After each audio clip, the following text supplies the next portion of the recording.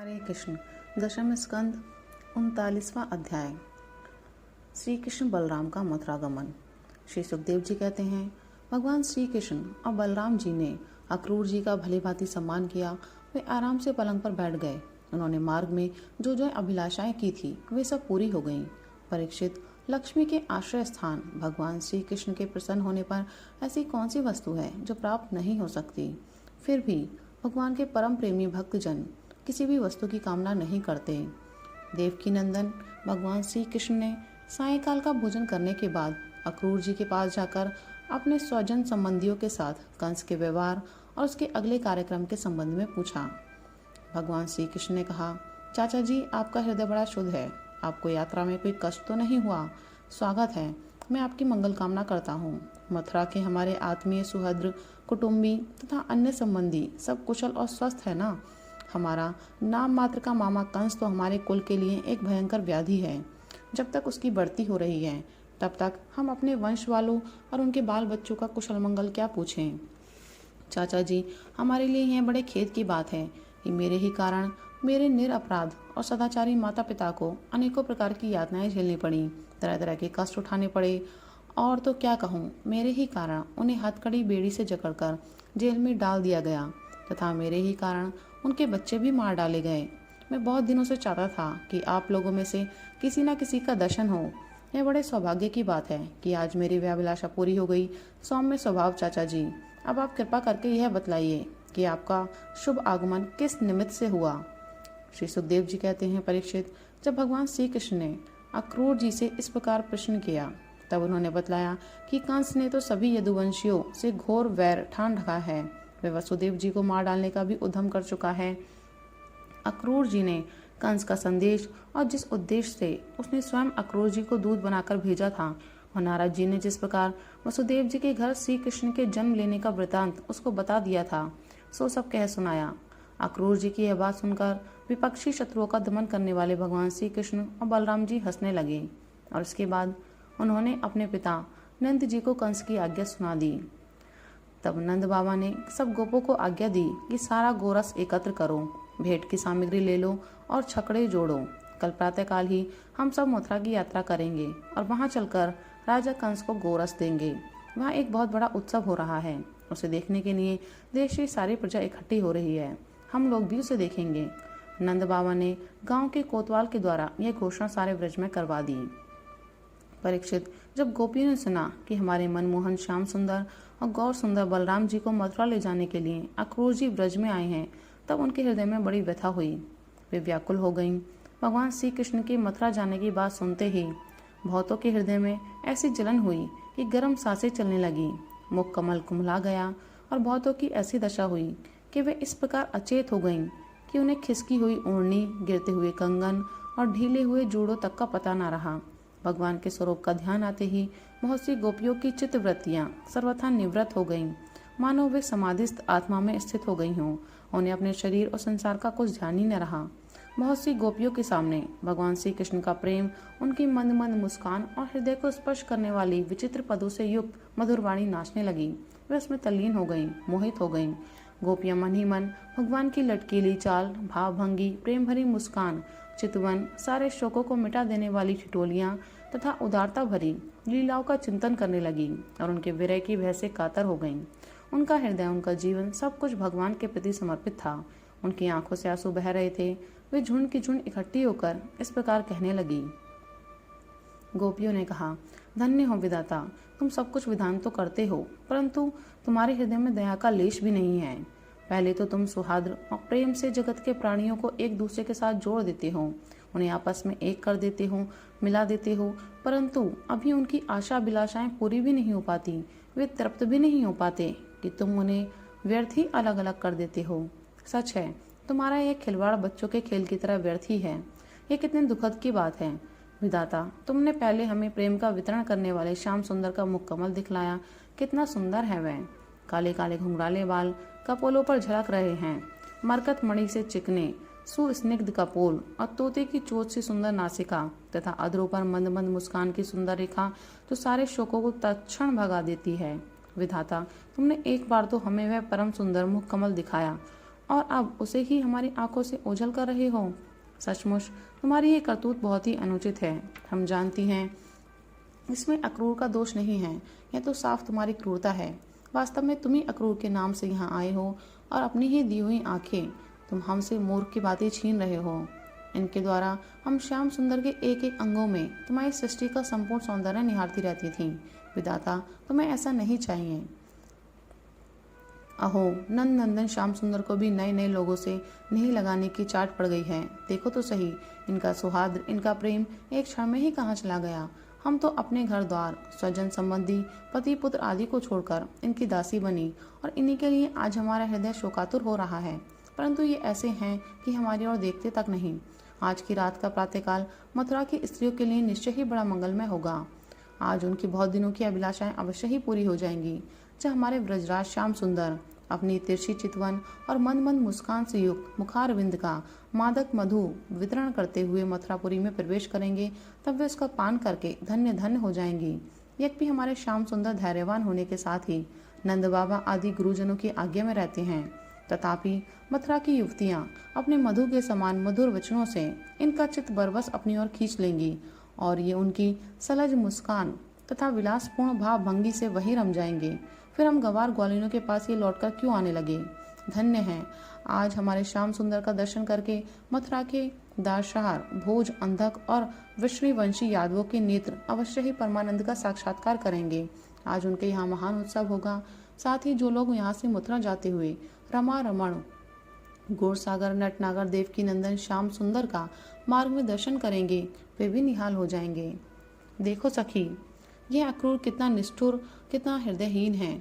इधर तो हम गोपियां इतनी दुखित हो रही हैं और ये हमारे परम प्रियतम नंद दुलारे श्याम सुंदर को हमारी आंखों से ओझल करके बहुत दूर ले जाना चाहता है और दो बात कहकर हमें धीरज भी नहीं बनाता, आश्वासन भी नहीं देता। सचमुच ऐसे अत्यंत क्रूर पुरुष का अक्रूर नाम नहीं होना चाहिए था। सखी, हमारे ये श्याम सुंदर भी तो कम निठुर नहीं हैं। देखो देखो, वे भी रथ पर बैठ गए और मतवाले गोपगण छकड़ों द्वारा उनके साथ जाने के लिए कितनी जल्दी मचा रहे हैं। सचमुच ये मूर्ख हैं और हमारे बड़े बूढ़े, उन्होंने तो इन लोगों की जल्दबाजी देखकर उपेक्षा कर दी है कि जाओ जो मन में आवे करो।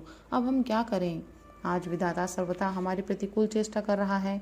चलो हम स्वयं ही चलकर अपने प्राण प्यारे श्याम सुंदर को रोकेंगी। कुल के बड़े बूढ़े और बंधुजन हमारा क्या कर लेंगे। अरे सखी, हम आधे क्षण के लिए भी प्राणवल्लभ नंद नंदन का संग छोड़ने में असमर्थ थी। आज हमारे दुर्भाग्य ने हमारे सामने उनका वियोग उपस्थित करके हमारे चित्त को विनष्ट एवं व्याकुल कर दिया है।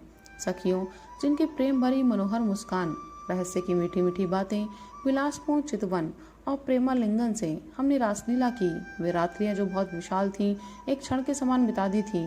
अब भला उनके बिना हम उन्हीं की दी हुई अपार विरह व्यथा का पार कैसे पावेंगी।